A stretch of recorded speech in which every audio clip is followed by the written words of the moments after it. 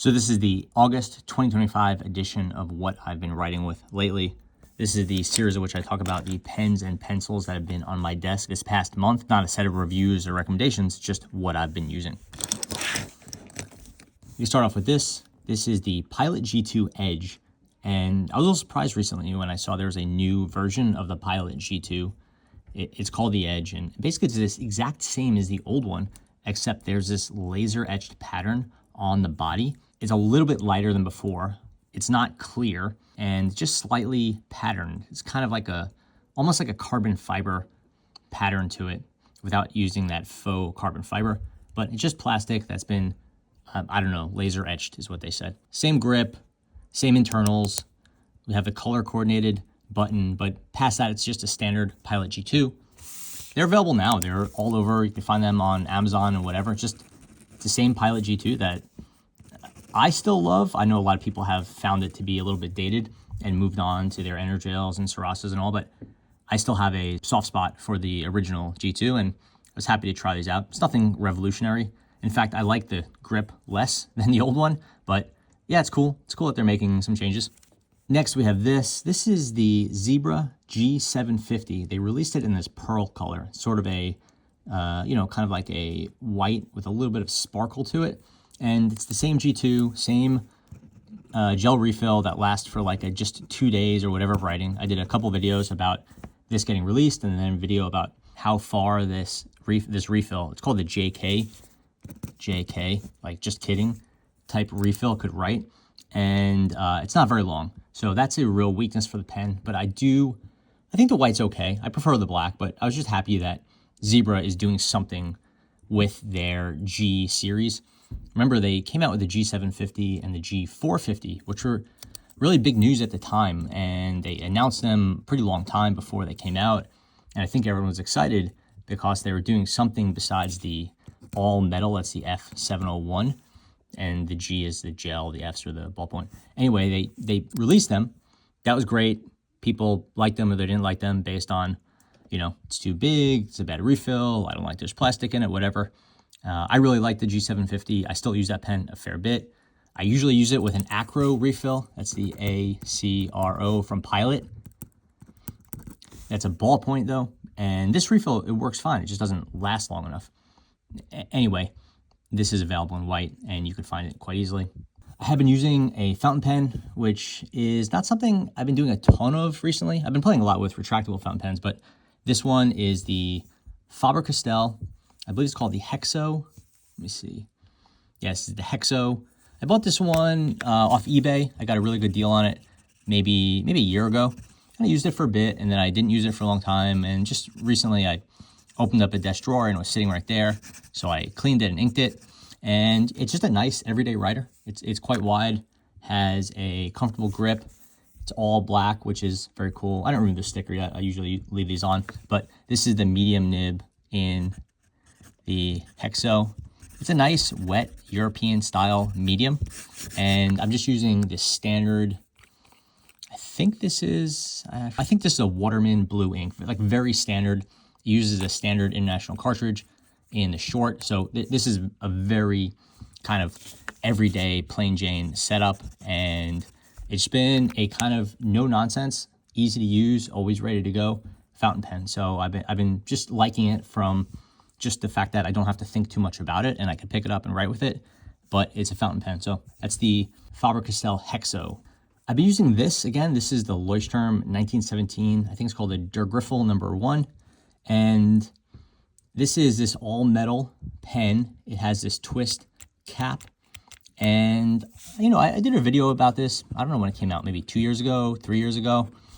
And, it was fine at the time. And I appreciated the design. I thought it was a little bit overpriced, I think. And, picked it up, put it down, picked it up. Recently, I picked it up again.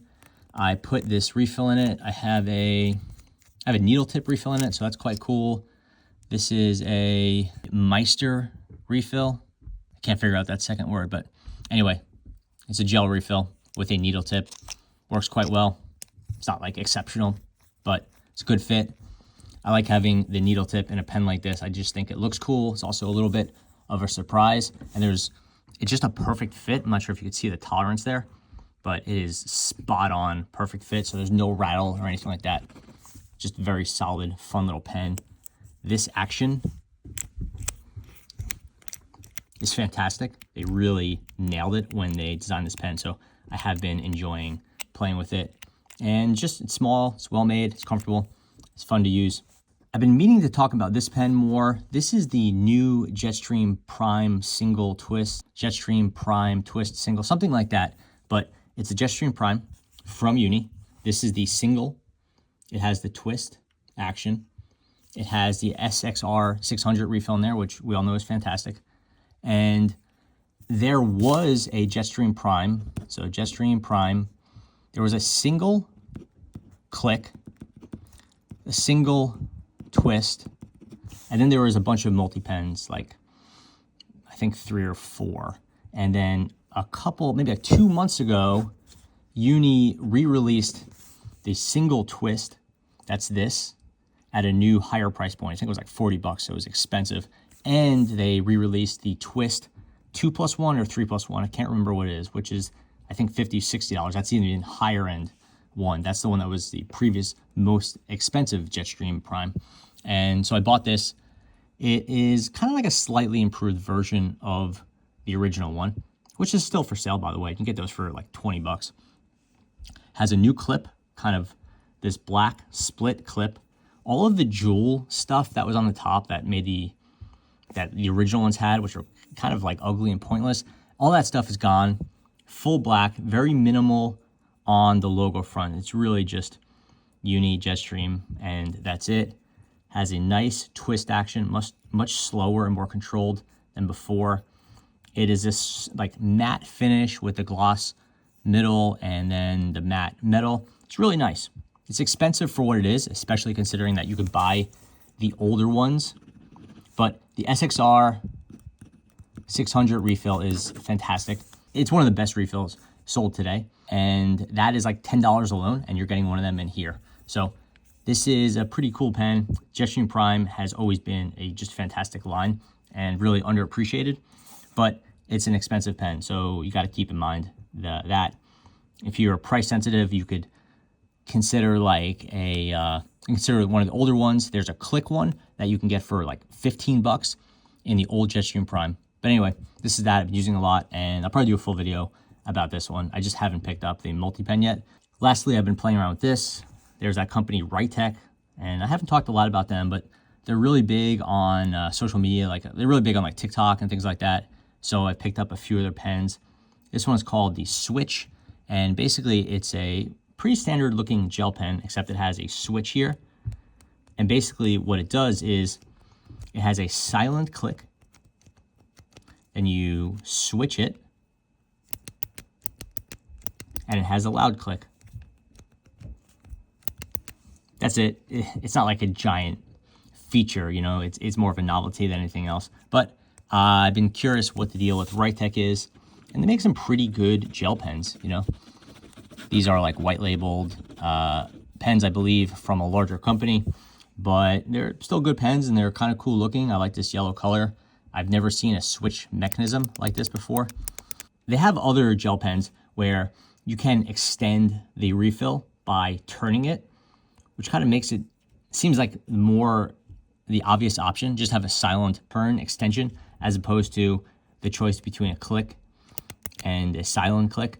But whatever, this is cool. It's interesting. They put this little window in here, which I appreciate, even though it's really not necessary. You can see the mechanism spin right there, which is very cool. Not enough companies give you some understanding of what the mechanism is. It's completely fine, and I like the novelty of it, but as a writer, it's not like this is gonna replace an Energel or a Zebra in my gel pen lineup. So yeah, those are the pens and pencils that I've been using for the past month. Of these, you know, the G2 Edge is fine, whatever. I would only buy it if you're like a G2 purist and you're just looking for something else. G750, I think I do like, and I love the price. I like the metal body, but it's not necessary to have it in white. Der Griffel, very nice. I recommend this. This is a good gifty type pen or something. If you want to spend a little bit more and get a cool, unique pen that you're not going to see other people using, this is a good way to go. The Faber-Hexo is a very solid ballpoint. I don't know the price. I think it's on the expensive side, so I wouldn't buy it unless it was a great deal, but it's just a very reasonable everyday pen. Typically, if you want a reliable, nice everyday pen, I usually just use a Lamy Safari, but this is a good way to switch things up, especially if you don't like the triangular grip on the Lamys. The Right-Tech switch has an interesting mechanism, but it's really not much else to it. Just a fine, average gel pen. Then we have the Jetstream Prime single twist, and this is a beautiful pen, really nicely made. I like the matte metal body, but at $40, it's kind of expensive, so you may want to wait a little while, or just buy the previous model if you could find like a color combination you like, or just get the Jetstream Prime single click in the last generation, where you could buy for like 14, 15 bucks on Amazon. So yeah, that's what I've been writing with. Thanks for watching.